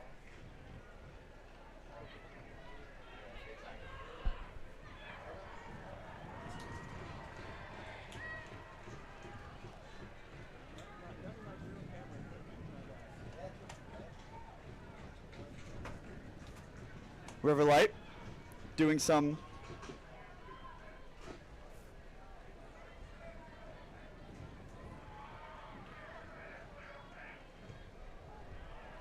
into the box now. Could be dangerous here for the visitors. That one's played into no man's land across, and it was really good heads up by Emily Paget.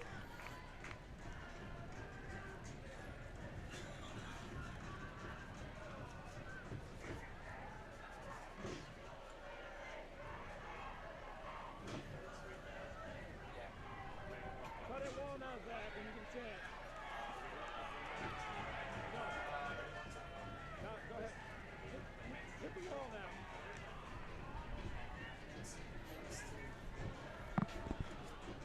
Riverlight now, and Detroit City FC's kind of been a slower last couple of minutes for both sides.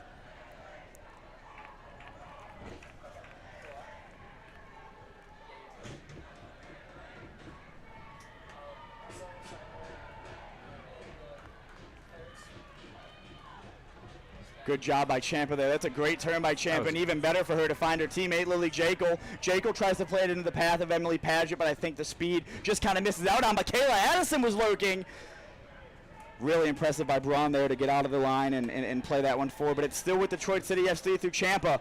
Champa dribbling into the 18-yard box. Champa's going to get it all the way to the end line. Tried to cut it back inside. It's going to be played out and eventually cleared out, and Champa's slower to get up for it. It's going to be played out and out of play for a throw-in. looked like she tried to play around the Riverlight player. She may have just caught an elbow to the neck. But she's up. She looks like she's back in the play. So another Norfolk Southern coming by, blasting the horn once again. It's been a great night for trains here at Keyworth Stadium. And I'd pay to be a fly on the wall in those trains when they're talking about what they're driving by. You got to imagine 99.9% of their route, nothing going on, nothing insane. And then they see the best atmosphere in American soccer right outside of their window. That's got to be crazy. They got to know, right? So someone has to have told one of these train conductors what's going on and why it's happening. If it's a regular route for them, you'd expect that they would know. I don't know how trains work, to be honest. Like, I don't know if it's the same, like, someone's got the Chicago to Michigan leg. I don't know how that works. I'd love to find out, though. So any train conductors in the chat, reach out and make yourselves available.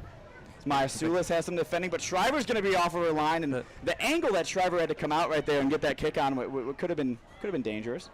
Certainly hope that the train conductors are not in the chat while they are driving the trains.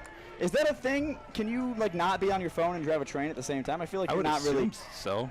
You got to watch out for any cars on the tracks. But I don't know if you can stop a train. Soccer games. Yeah, true. I don't know. Riverlight now looking to play out wide, and it'll be a goal kick to Gabby Shriver.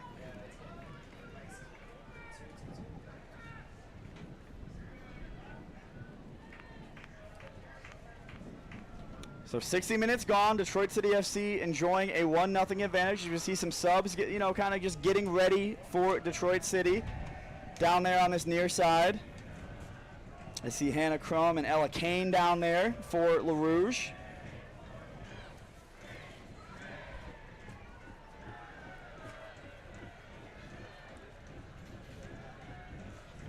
It does feel like these last couple of minutes, Detroit has sort of sunk deeper and deeper. So I do think a sub at this point in time. You can see why David He's going to the bench for some fresh legs. That one's played out wide. Riverlight has gone into this game a little bit in these last couple of minutes. That one's headed away. But still with Riverlight on the opposite side of the pitch now. That one's flashed across the area and into the hands of Shriver, who's going to go down to it. 60 minutes seems to be the standard time to make substitutions across the sport. You know, you kind of give the starters a chance to make an impact in the second half and then just eventually get fresh legs on there. As that touch from Kayla Addison, she'll want that one back. Could have been a little bit better as the substitutes get ready to come in.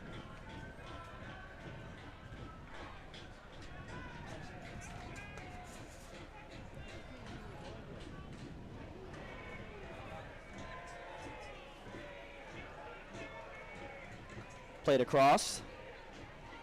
Lynch now bursting forward. A great ball into the path of.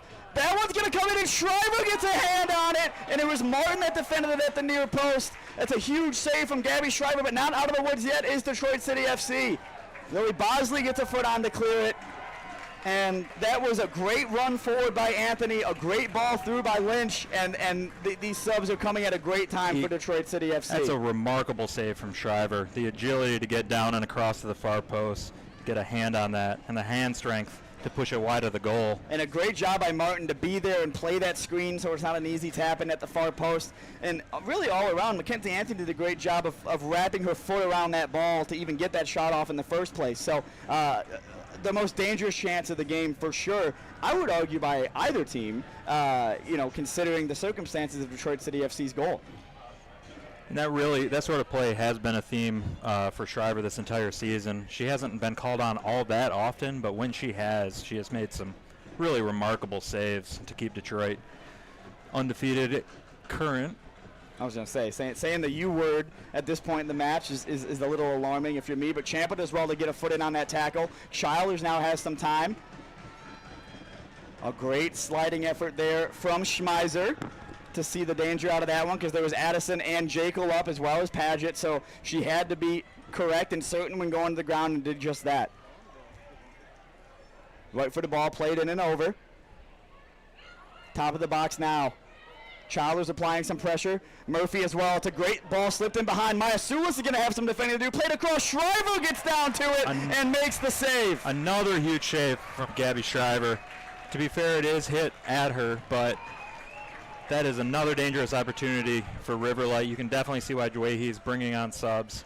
His last couple of moments for Detroit City have been by far the shakiest. I would argue of the season, and that just shows the quality that Riverlight possesses and how big of a game this is. But down the other end of the pitch, Lily Jekyll was doing some defensive work, trying to turn it into an offensive action. As after about minutes, we finally see these subs come into fruition here. But I thought the ref stopped the game for the subs, and then it eventually gets back underway. The Detroit City FC bench is pleading their case that the referee should have stopped the game. I don't know why she didn't. The fourth official did, and I see you raise the board, but I don't think. A great turn by Champa. If that's not a foul, I'm not sure what is. But Kayla Addison does well to create the space. Did see the referee wave play on in the end. And it'll be a corner for Detroit City FC. So now maybe these subs are coming in. And it's good to see that the referee did play that advantage, because, yeah, that's a foul all day. Substitutes coming in now. Looks like it'll be Ella Kane entering the match for Aubrey Champa. A great showing from Champa tonight. Yeah, Kayla Addison coming off also. So I imagine it would be Hannah Crum. Tactically, I imagine it would be Hannah Crum taking the place of Champa, and then Ella Kane taking the striker spot from Kayla Addison. So a great shift nonetheless from those two players making way. Of course, Champa was the closest to doubling Detroit City FC's lead, and Kayla Addison was a physical presence up top all night long.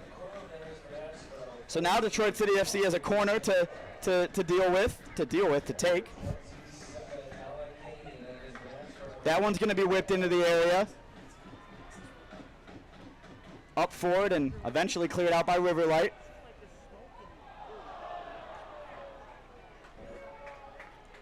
It's going to stay with Detroit City FC. Thrown in by Drew Martin. who of course was involved heavily in that really good defensive action on the goal line just a few minutes ago. Cuts it back inside to create the space, plays the right-footed ball into the area. It's headed away. Top of the area, it's going to be Lynch.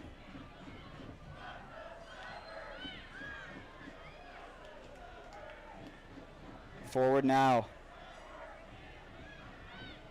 Paget plays it into Childers, has Offer on this near side, finds Offer. Ella Offer has to get over to it, does so. Jaco was there for the header, but it goes past her. Good job by the newly introduced Kane. You can tell the advantage of fresh legs already. Plays that one across. It's Childers making a run. But cleared out by Riverlight. Headed down by Sulis into the path of Bosley. He was unable to corral it. That one might go all the way out for a Detroit City FC corner. It is just that.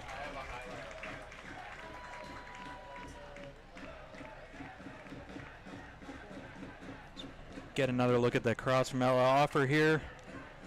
Ooh, I think a Riverlight player did get a slight touch on it there. Otherwise, the ball was falling directly to a Detroit City attacker. That one's going to be swung into the area. It was a great ball at that far post that needed a touch on it because A, it could have gone in by itself, but B, Acadia Murphy was lurking on that far post.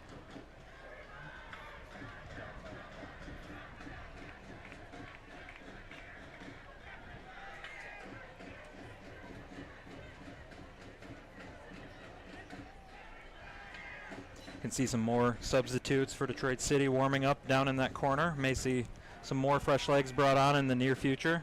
Paget's going to whip it into the area. That one's up for it, and it's 2-0 Detroit City FC. Lily Jankel's been the star all year, and right now she doubles LaRouge's lead. 68 minutes into their first ever playoff match. Lily Jankel makes it 2-0. So we get another look at it here. All in.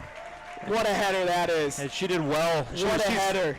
Had to go away from goal and still get enough on it back towards the goal to beat the keeper. And she is well beyond her years, Lily Jekyll is, and she comes up in big moments when she needs to, and it's 2-0 at Keyworth Stadium. Well, and she is not a tall player to get up there and win that header in that sort of fashion.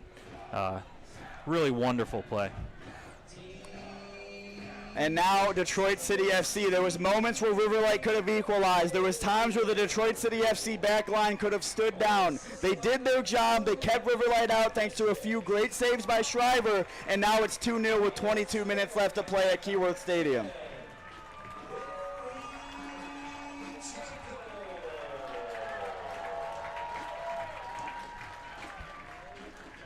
And the crowd went crazy here at Keyworth Stadium. That's one of the better limbs that we've seen here at Keyworth after a goal for a women's match for sure, and explains why. It's an undefeated team. You're in the playoffs. It's a crucial goal in a crucial moment, and all of a sudden it's 2-0 Detroit City.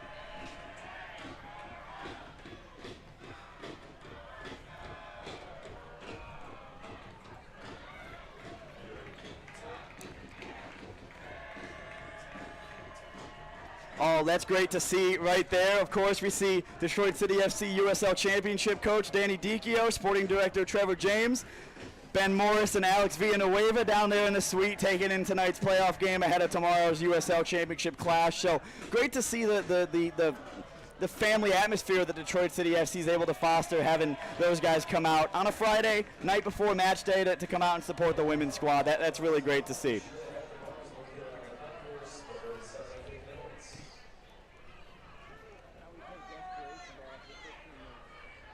Crum now tried to lay that one off to Offer.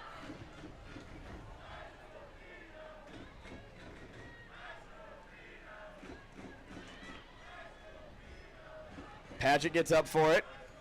It's going to stay with Riverlight. Well, I'm interested to see now how Detroit City FC manages this game state. Ella Offer trying to defend out wide, but it's a really dangerous run inside. Has some help over there from Maya Sulis to cut things out for a corner.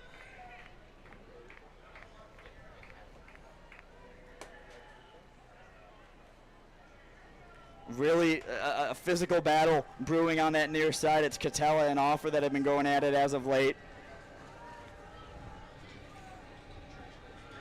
That one's played in. Up for it is the header. It's going to go out for. They're going to say it took a deflection and out for a corner. I love that hand gesture when the referee does that.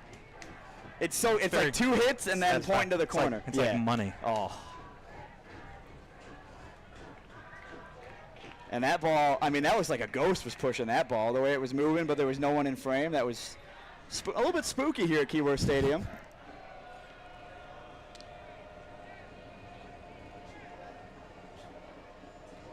That one's played in with the right foot, bounces around in the area. Believe that'll be Anthony. Getting to it, tries to do a step over, plays it back into the area, goes across everybody, and that one's put over at the far post. Another miss. It's sort of an open goal situation from Riverlight. Detroit City FC counting their blessings here. I really do not think she was expecting that ball to make it through to her without somebody getting a touch on it. It went through 3 or 4 different players who all could have gotten a touch on it, but she looked a little surprised when it arrived, but nonetheless, she will want that opportunity back because that was another pretty clear chance for Riverlight. So Detroit City FC now, again, we're not seeing much urgency from this handoff of the ball from Acadia Murphy to Gabby Shriver. Less than 20 minutes remain in Detroit City FC's first ever playoff match. And they're looking to keep going the way they've been going all afternoon. It's been a great showing for Detroit City FC. Paget now looking to burst forward. Plays in Ella Kane, the recent transfer to Louisville. Ella Kane goes for the right-footed ball across. It's Jekyll again, and you mentioned on the goal, Jekyll's not the tallest player, and I think if she was in that moment, that would have been beneficial because the header she got up for just a little bit out of her reach on that occasion. Winning header is really not her bread and butter as a player. She's just not biologically gifted in that way, but every other way, yeah, technically she's unbelievable. Pace, technical, I don't think she doesn't win much like, headers, yeah. But you know that Messi doesn't win. Messi doesn't win headers. Little boy from Rosario. Edge of the area now, Riverlight. Drew Martin skipped by. That ball is played across. It'll go out for another Riverlight corner.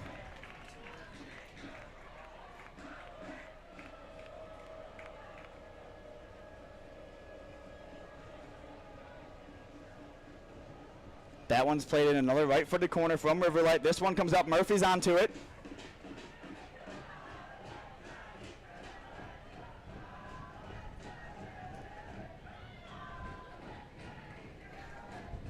That one will go out and stay with Riverlight. Kane lays it off to Hannah Crum. The first time Hannah Crum's been involved, and that's a great involvement for the current game state, just playing it forward down the line and allowing the back line to breathe just a little bit.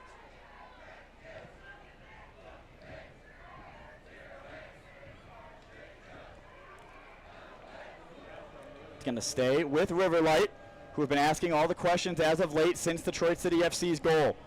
We saw it against Midwest United. It was 2-0. Detroit City FC conceded the goal and then kind of sat back, and I would argue that was the worst 10 to 15 minutes of the Detroit City FC season.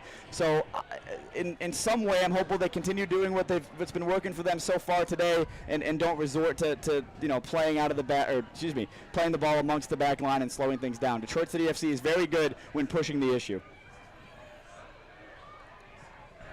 And that's what they immediately go to, playing a long ball over the top.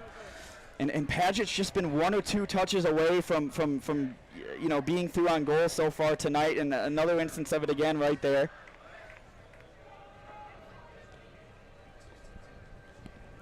Ella Offer getting all the real estate she can on this one.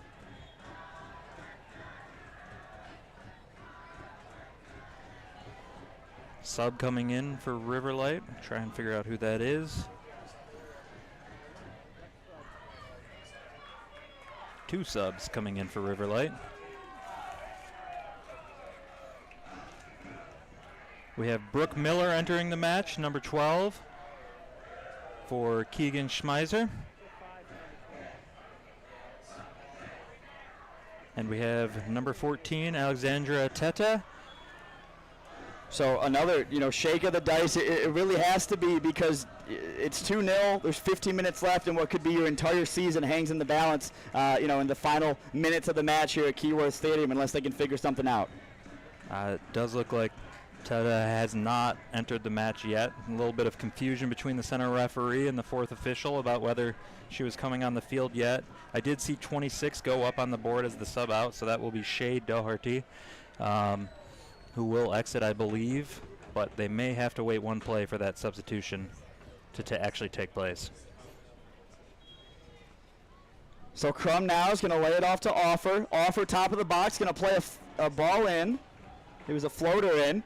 It's going to come all the way back out to Drew Martin.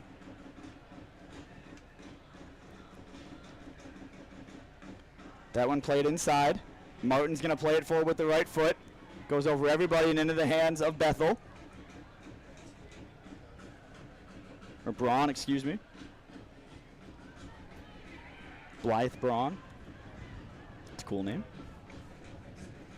Riverlight needing to ask more questions than they have done so far this evening. They've had a couple of clear-cut opportunities, just haven't been able to capitalize them as well as Detroit City FC has.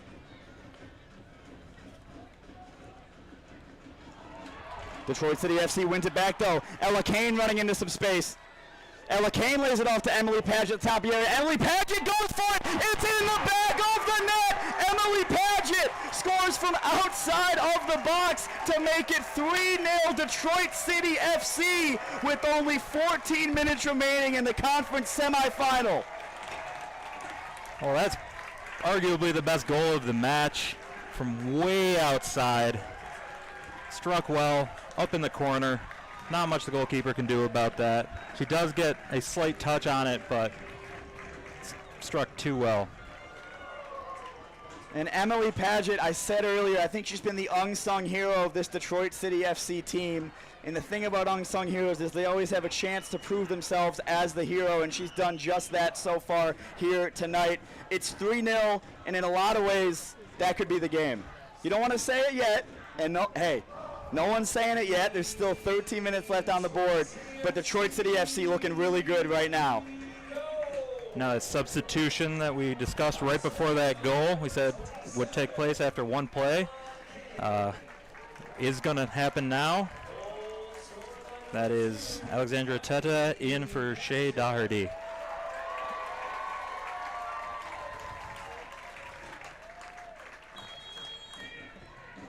And unfortunately for Riverlight, they wanted to make that substitution, and then they got one more play, and that one play ended up being a goal. Yeah, about as harsh as it can come in terms of making a substitution. And, you know, we talk about the Friday to Sunday nature of the playoffs in the W League as Lynch has a shot. It's going to come out to Crum. But we talk about Friday to Sunday nature, and the Minnesota Aurora Indy 11 game went right to the final minutes, right into stoppage time, whereas Detroit City FC now can slow things down, get some key players off of the field, and rest up for Sunday should they need them. They do have a couple more subs they could bring on to help rest some players' legs before Sunday, assuming they can hold on to this 3-0 lead. Beautiful turn there by Jekyll.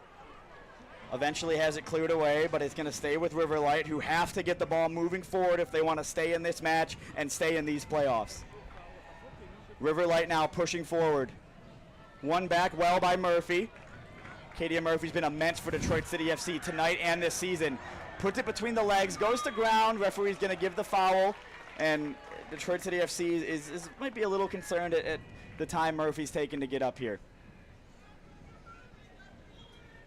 Referee's going to wave on the substitutes. Looks like Danny Steffen coming in and Ali Teffend. Ali Teffend has been one of the better players this year in terms of, you know, she hasn't had the biggest on-the-field impact, but off the field, she's been available for every game. She's come on and played some key minutes for Detroit City FC. You know, one of the favorites from Dave Dway and his staff, what she's been able to bring to the squad this season. Emily Paget and Drew Martin, the two WMU Broncos, exit the match for Detroit City. Get some rest, well-deserved rest for their legs. Ella Kane hoping to keep this one in. It's going to skip off the turf and out of play.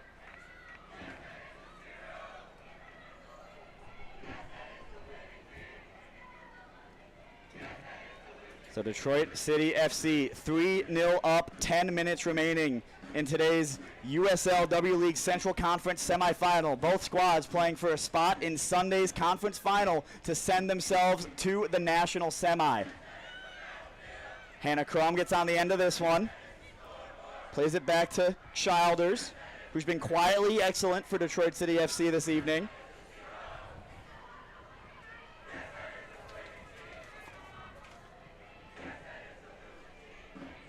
Played forward.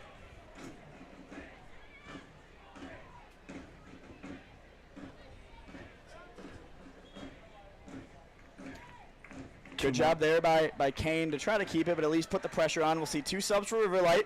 Number 15, Catella is going to come off, being replaced. Is that at number 24? It will be Sophia Skubis, number 13, coming on, and 11. number 11, Gemma Gillespie. So 2 subs here in the dying minutes of this match. And they need all they can get in these final 9 minutes from these substitutes. Danny Steffen wins the free kick for Detroit City. That was a physical battle. When I heard the whistle, I did not think the referee was going to point in that direction. Respectfully. I was a little surprised, but Probably has a better view of it down there, though, than we do up here, despite the incredible work from our cameraman and our producers this evening.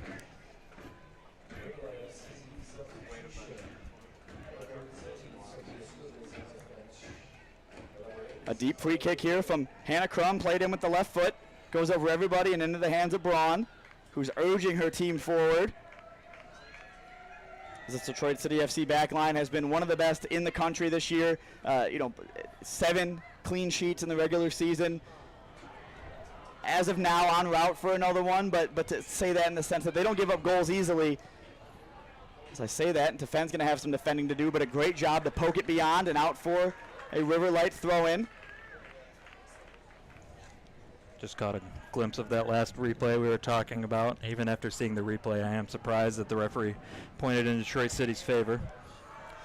Again, this is what I'm talking about right here. Shriver is not going to be pressed on this ball, and eventually she was, but she didn't have to pick it up and waited until she had to, and those are valuable takes off of the clock, even at 3-0. Lily Jekyll running in behind here. Muscled off the ball and played down the line. 2 more subs for Detroit City FC is going to see Ella Offer replaced by Allison Childers. And Amanda Britton's going to come on to replace Lily Jekyll. So that's why she was running for that one. It was the last action of the game. She wanted to impact one more thing. Amanda Britton was not a part originally of today's Detroit City FC 18, but Joelle Washington had to withdraw due to a personal matter. So Amanda Britton was a late entry, and that just shows the benefit of having available players locally to be able to call in, a player like Amanda Britton. As we see, those kids are having a great time with the little DCFC flag. They don't even know they're on the broadcast right now, but they are. That's a cool flag. I haven't seen that one before. It looks felt. So a great job by Kevin Bremer, merchandise team, Cody Abner, getting out some great DCFC merchandise. The left-footed ball's played in. That one's headed in front of goal. Childers throws a foot at it. It's still up and bouncing around the area, but eventually cleared out by Riverlight. I think we saw a foul going against Detroit City FC there.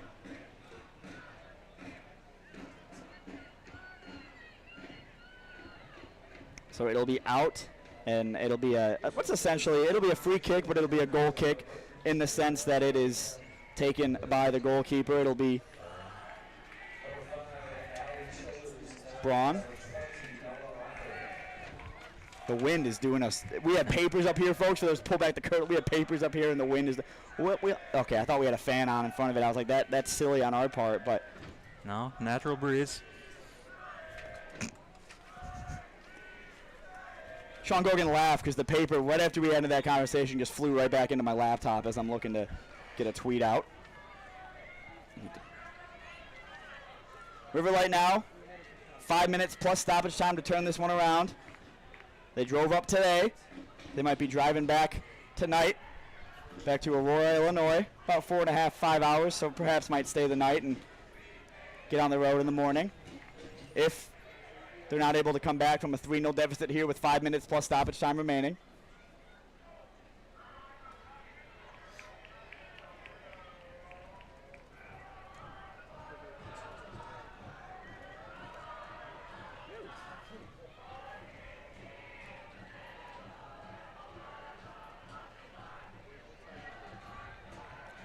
It'll be a throw-in for Detroit City FC. The referee was always signaling for that.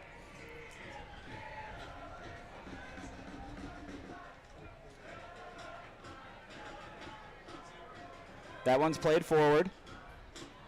Chased on by Britton and Kane. It's going to go back into the midfield. Good job there by Bosley. The stamina that this Detroit City FC team is showing tonight is absolutely impressive. It got a lot hotter before this game kicked off, and Bosley been making those runs all night and still doing so 86 minutes on the clock. It did seem like in the middle of the half, like legs were falling off a little bit, but towards the end of the second half, they have really proven that they are able to continue running pretty hard. Great step in there by Tefend and Crum. Can be played down the line, but off the foot of Kane. She wasn't able to control that one.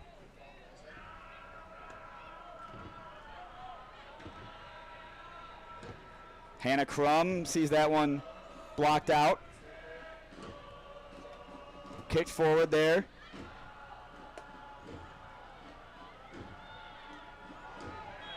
Amanda Britton takes an arm in the back and will draw the foul for Detroit City.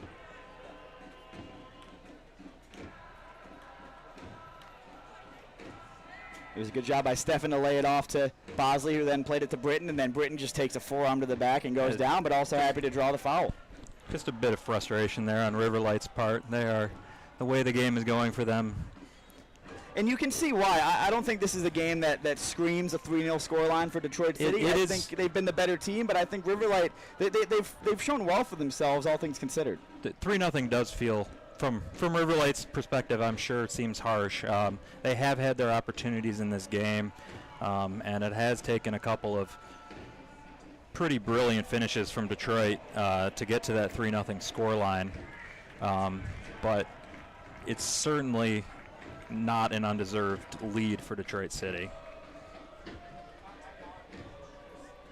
So Detroit City FC just minutes away from booking their ticket to the USL W League Central Conference Final, taking place here at Keyworth Stadium on Sunday in a 1 p.m. kickoff. No matter if Detroit City FC advances or not, it'll be me and Sean Grogan on the call for that one. So tune in if you're not able to make it out to Keyworth. If you are, could be a great day of soccer, regardless if Detroit City FC is in the final or not.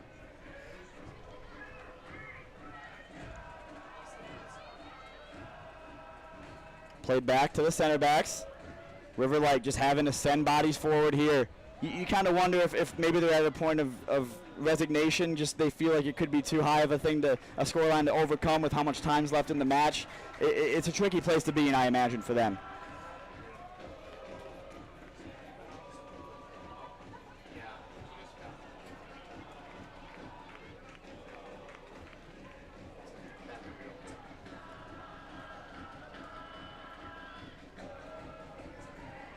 Slipped in, out wide, tackle comes in. Amanda Britton wanted the foul there. It's going to stay with Detroit City FC via a throw-in. It's a hard tackle, but I thought it was fairly fair. She won the ball. There was a lot of contact, but nothing that was overly dangerous in a way that you would expect to see a foul given there.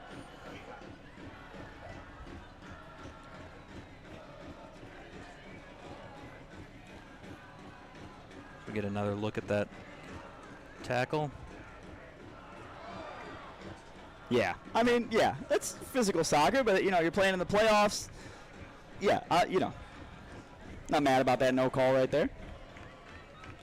We creep up on stoppage time here at Keyworth Stadium. Second half stoppage time. Only saw 1 minute in the first half. Imagine we'll see a little bit more with the substitutes, the goals, the fouls, the free kicks, all that stuff. But the referee getting the board ready down there, so we'll see what goes up when it goes up. 3 minutes of stoppage time.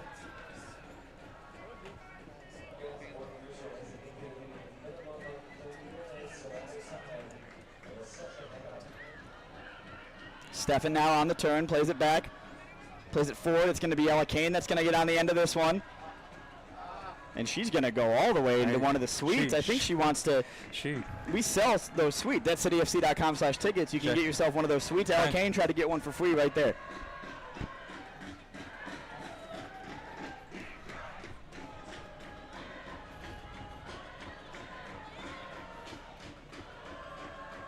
headed up, and Stefan's going to play it forward.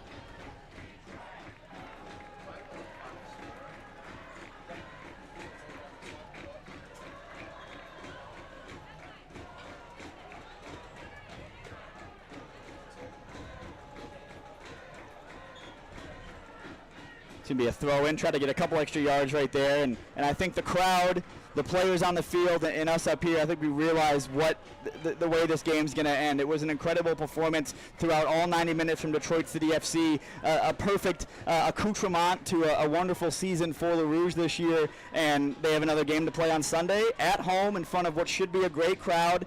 Not much more you can ask for Detroit City. Oh, it's been a wonderful performance for them.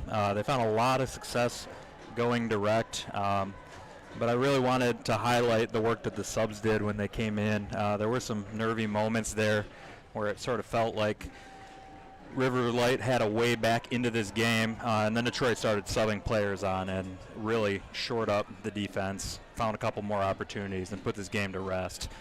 So it really shows what a difference having that depth on the bench can make for a team as you look to make a deep playoff run. Back into the hands of Shriver, who made some incredible saves when the game was at 1-0 and 2-0 to keep her side in the lead and then allow them to have that platform to go out and double and eventually triple that lead. 3 is infinity times 0, just mathematically speaking. Really? Yeah, 3 is 3 times 1.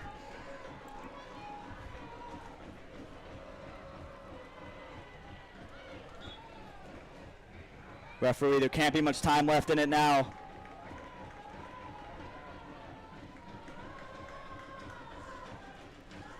The crowd on hand here, getting louder. They've been great all night. The family side's been rocking. The Northern Guard supporters on that far side of the pitch have been vocal.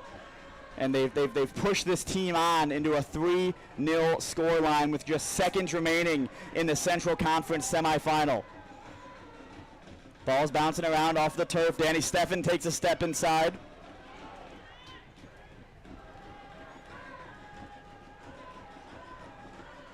River Light looking to get something forward and maybe just get a consolation goal in this one as they look to go home with at least something to write home about. That one's going to be played across, but headed away by Acadia Murphy.